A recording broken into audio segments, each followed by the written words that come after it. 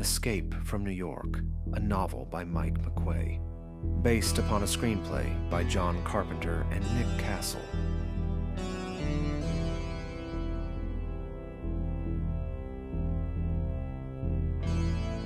Chapter 7, Liberty Island, Executive Conference Suite. October 23rd, 8:53 p.m. Hulk walked alone down the unlit hallway. Office doors were open down the hall's length, some of them spilling globs of harsh neon light out into the corridor, like tiny drifts of white powdered snow. It had been a long time since Hawk had seen snow that was any color except dingy gray-brown. The Secretary of State was waiting for him in conference.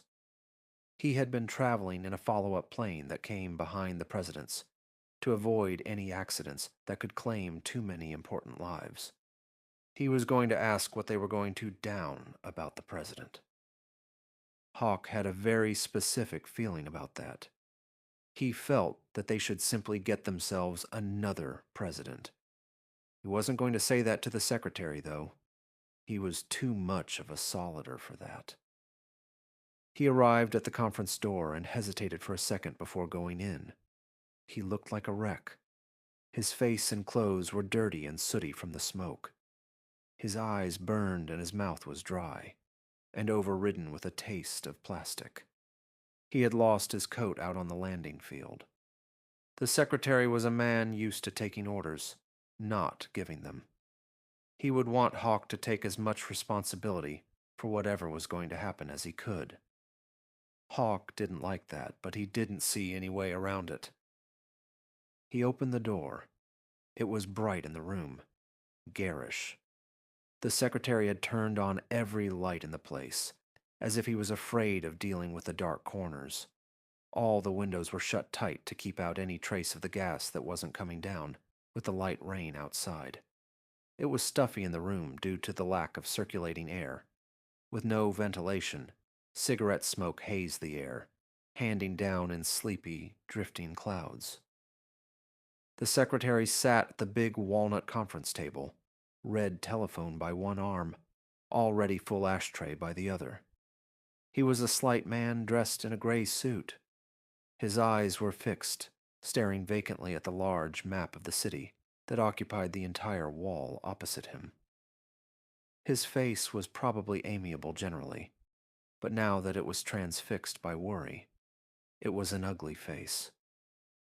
He seemed, like most politicians, to be on the very edge of exhaustion, with a small outer fence of desperation, the only thing holding him in one piece. Hawk was not going to like working with him. Politicians were wait-and-see folk. They were, let's check it out in the polls and then compromise it folks, who weren't used to any real decision-making. The man came to his feet when Hawk walked in. His spirit lightened, almost as if he were literally transferring his burden over the commissioner. "Mr. Secretary," Hawk said. The man was around the desk and vigorously pumping Hawk's hand. That was something the man could relate to. "Bill Prather," he said, and fixed Hawk with a professional stare.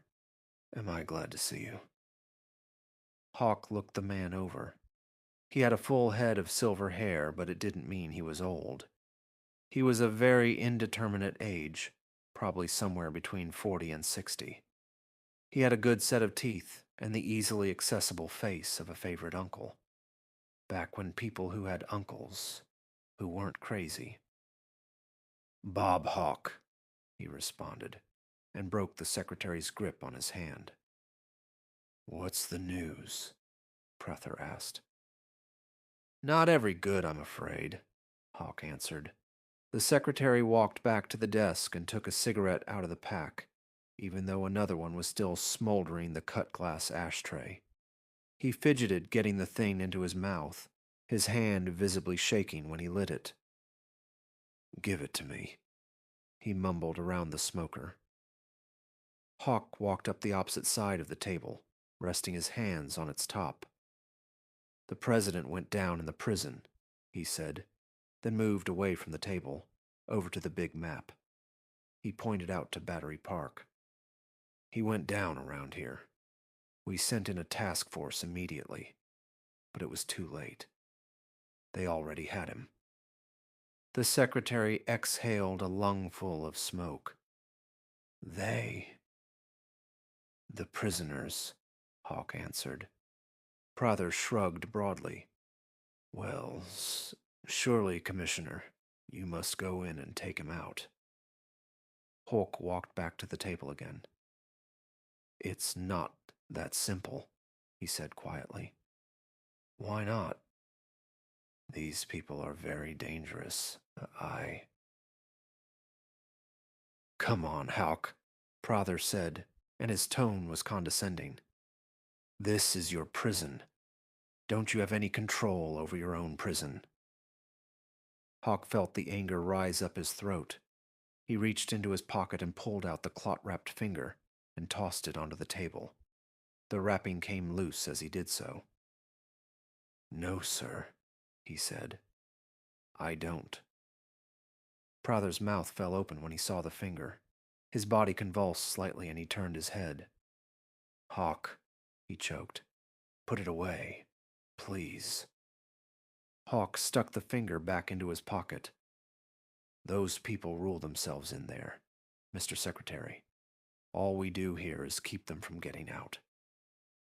The man turned back around, breathing deeply. The false bravado was gone completely. All that was exposed now was the frightened shell of a petty bureaucrat who was in over his head. How could such a situation? Hawk put up a hand to silence him. Listen, he said. I didn't invent the fucking system. You people did. I don't think I like your tone of voice. Hawk drew himself up full. Fine, he said and turned to the door. You handle things then. I'm going to go home and get some sleep. He started for the door, wishing, really wishing that Prather wouldn't let him go. He knew that he wouldn't, though. No, the man said, before Hawk even hot halfway across the room. He turned back around. Please, Prather stammered. I need your help. I can't handle anything like this. Yeah, Hawk said and returned to the table. He sat down in the chair opposite the secretary. Prather took short, nervous pulls on his cigarette. He didn't offer one to the commissioner, so Hawk just reached across the table and took one. What have we got? Prather asked. Hawk lit up and took a deep drag. It tasted stale, metallic. We've got two choices, he replied. We can either try to go in and get him out, or we can wait on the prisoners. They're holding him for something, some kind of ransom. As soon as they figure out what they want, they'll try to deal for him. He sat back, watching the glowing, dead ash build up on the end of the smoker. It's a big city, he said. In case you haven't noticed, I seriously doubt that we could even find him if we went in, much less rescue him alive. So, I strongly suggest that we wait for the random demands. We can't, Prather said softly. What do you mean? We can't. Prather pursed his lips, his eyes once again drifting to the city map. John Harker is on a very delicate mission right now. He was on his way to a summit meeting in Hartford that will most likely determine the final outcome of the war. Hawk closed his eyes and leaned back. He didn't want to hear this. What sort of mission?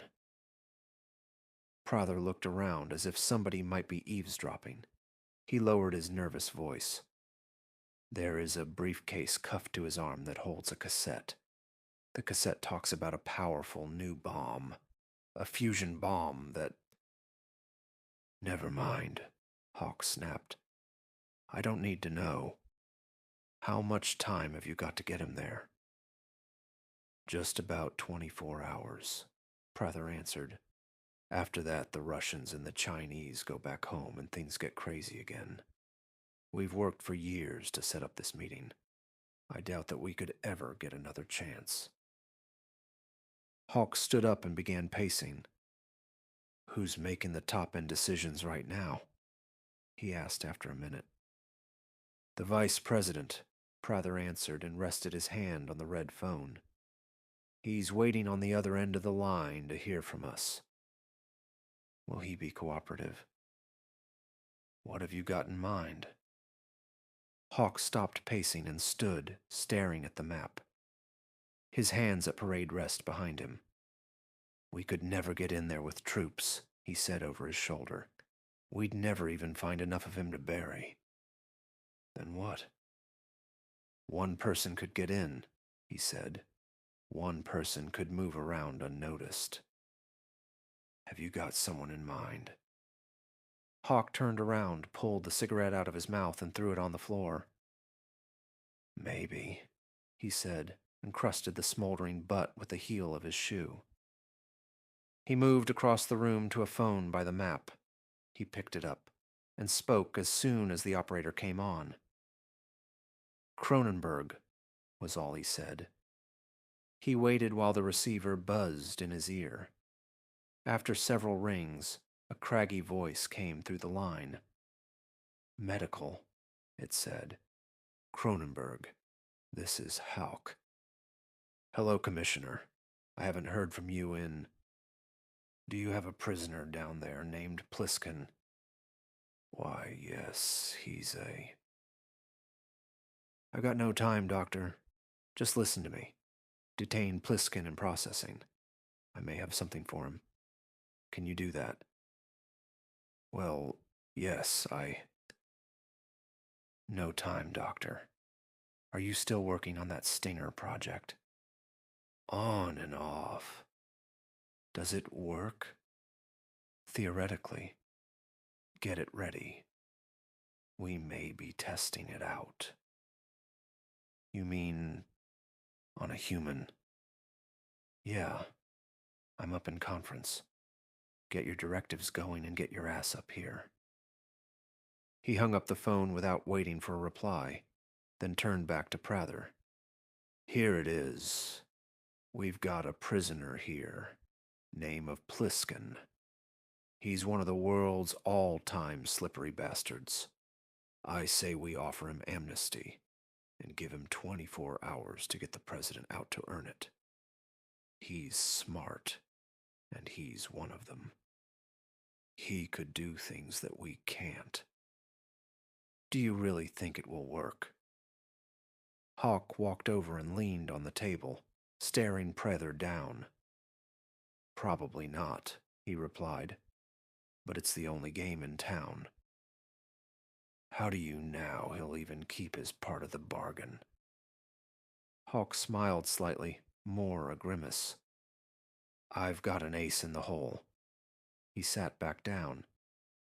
I would suggest that you get your vice president on the phone right now. Prather picked up the receiver and waited for connections. Hawk thought a minute and realized that he didn't even know the vice president's name. Was he that far out of touch? He moved away from the table, back over to the map. Prather began talking over the phone, but his voice was just outside the range of Hawk's hearing. It was an old map, pre-war. The Battery Park area was shaded a pale green. If they did the map now, they'd have to make it dull brown. He traced the streets with his eyes. Many of them he had walked at length, looking for Jerry. He listened to the drone of Prather's voice for a minute, then turned and walked near the secretary to catch what was being said. The man was nodding his head. I'm convinced there's no connection, sir. The prisoners aren't aware of the hijacking.